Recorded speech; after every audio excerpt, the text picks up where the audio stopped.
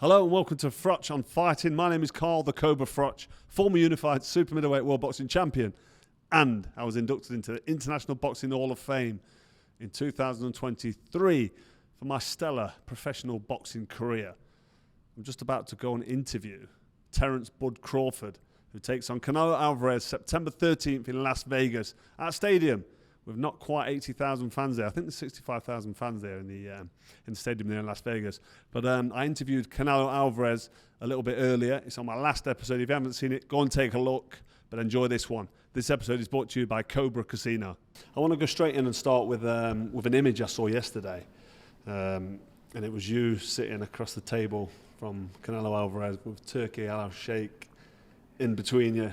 What was that like? What was the conversation like? What was the vibe like being sat across from? It was a cool vibe. Conversation was just about boxing. You know, ate dinner, just chilled. You know, like we was all cool.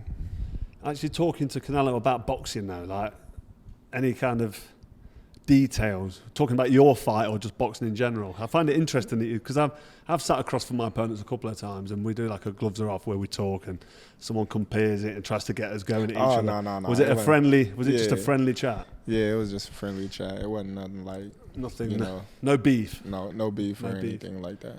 Did you find yourself sizing him up when you meet him? Because what I do when I meet opponents in the past, I have a look and shake their hand and give them a little Donald Trump handshake. Do you find yourself? Nah, I already sized him up.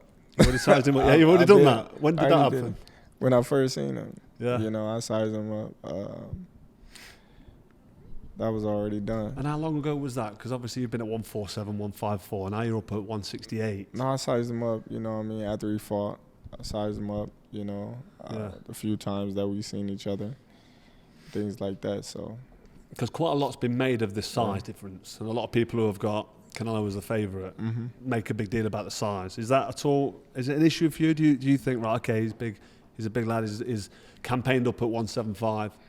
Well, yeah, he's definitely bigger than me in weight, but you know, I have my tools that is better than him as well. So. It's gonna make for a great fight. So the size you don't think is a massive factor? Do you consider? Do you accept it as a factor or not? I don't think it's a massive factor. No. You know, not at all. It sounds like you feel like you've got more skill level or more the attributes. I just feel like I'm stronger than people expect me to be. Do a lot of sparring with super middleweights, light heavyweights? That's been there. Yeah. I've been doing that my whole career. You've done that whole career. So that's nothing new. Size is no issue, and that's because you're the slight underdog. Yeah. With the book he's the favourite. Does that concern? Are you bothered? You're undefeated.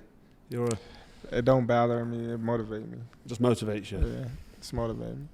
When did this fight? We spoke 6 months ago, and we didn't know if this fight was going to happen. And I was saying to you, listen, fair play to you. You're going to fight one of the best in the business, who's bigger than you as well. Mm-hmm. And I don't know if the fight was actually done then. But when did this fight actually become real, where you're like, I'm definitely going to fight Canelo? Oh, man, it was already in the talks.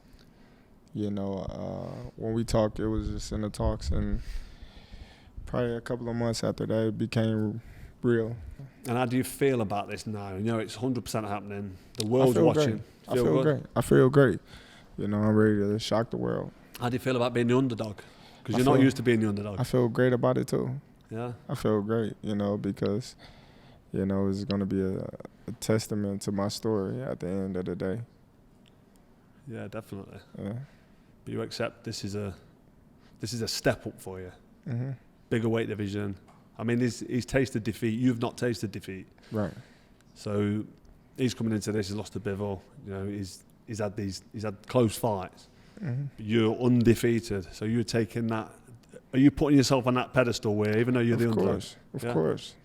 Going in there 100% believing. Of course. He know how to lose. I don't. Yeah. True. That's the thing. That's true. You don't know how to lose now. And you always look good when you're fighting. Do the business. When people doubt you, you come through and do the business as well. Yeah. Do you rate Canelo as a fighter? Like, when you look at him, is it someone you look at and say, right, boxing skills, punch power, good movement, good defense. Is this somebody that you rate all round, or is there anything in particular that jumps out for you that is No, I rate him all around. You know, I always said Canelo was a great fighter. You know, he's a great counter puncher. He got great balance. He's a great all around fighter. You know, I'm a fan. You know, so I definitely rate him high on a pound for pound list. But come fight night, I'm gonna beat him. How do you rate him as a fighter now in terms of his age and where he is, and the fact that he's been beat? Would you say he's past his best? I wouldn't say that. I just feel like, you know, it just takes certain fighters to motivate other fighters. You know, like you waking up the sleeping giant. You know, the fights that he's been fighting, he's just like, man, yeah, these guys, you know, woo. But I think, you know, him knowing the caliber of fighter that I am is going to push him to rise him to the occasion. Yeah. So I'm looking to fight the best Canelo Alvarez there is. Yeah, which is what you got to prepare for. But you're not thinking to yourself, well, actually, because sometimes you've got to give yourself a bit of confidence and feel like, right, okay, he's already been beat. He's a bit older. He's probably just he's not showing any signs of decline to me. He's not showing any signs that he is past his best. But he is at that age where people start to look at retirement. Does that play any part in your mindset, or you just listen? Not at all, because I'm older than Canelo. Yeah, you know? True. But he's had a lot more fights than you. Yeah, and more wear and tear. You're fresher. Yeah, so I don't look at it like that. You feeling the age? I retired about 37, 38. That's where you are now. Are you feeling like? I'm feeling like Superman. Feel good, yeah? I'm feeling like Superman. I'm 48. I still feel like that, actually. I'm feeling like I'm about to conquer the world. Yeah? Yeah. I just think you'd have got on at super middleweight with a Cobra. You're in my division now, man. You're in my division now. Man, listen. I'd have beat you, too. Yeah? I don't know. How would you have done it, though? It'd have been tough, man, because you tall, long, rangy. That'd have been tough. Tough fight, yeah. Yeah, that would have been tough. I'll take that. I respect that. That'd have been real tough. Nice one, man. Right. Netflix as well. I was going to ask you about that. Are you excited about fighting on a totally different sort of platform? Netflix is global. It's big. It's a big deal. Of course. Does that make any difference to you? Have you been getting involved in any kind of build-ups for the? Man, it's a great opportunity. I'm just excited for the opportunity to even be on Netflix, to headline the first boxing match in the Legion Stadium. Everything has turned out the way it's supposed to, and you know, come fight night, you know, that's gonna be my moment, my big day. Is it feeling any different being on Netflix? Is there any is the build been different? No, just the same. It's no different. You've not done any behind the scene docs with Netflix to build it or anything? It's no different, because at the end of the day, you got to perform. Yeah, of course. You know, whether it's on Showtime, HBO, ESPN, absolutely, Netflix, you know, you got to go in there and perform. Yeah, I get that. I done Showtime when I was in the States. Yeah. Back on Sky and started my career on BBC. Yeah. So I know what you're saying, different network. I just wonder with it being Netflix, because they're kind of in it. Well, anyway, last one, quick one. Pound for pound, who is your favourite fighter? Pound for pound favourite fighter, yours? Roy Jones Jr. Roy Jones Jr. I like the way he was frowning. Yeah. I asked Alexander Usyk last week who his pound for pound favourite fighter was, and he got you as his favourite pound for pound, which I thought was really respectful and interesting. But Roy Jones, that's my pound for pound favourite fighter. So we're on the same page. For sure. Nice one. That's a good call. Yeah. Good chatting to you, man. Appreciate it. All the best to you as well in the rest of the training camp, man. Thank you.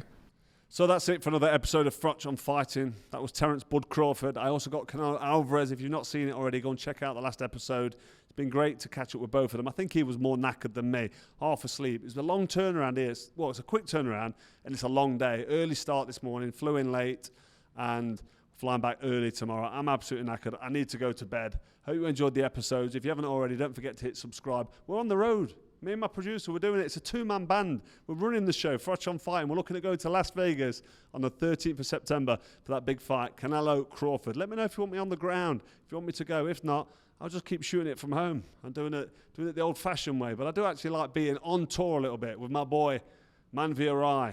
He's the man, the best producer in the business. But anyway, this has been another episode. Hope you enjoyed it. Don't forget to hit subscribe, and we'll see you very soon.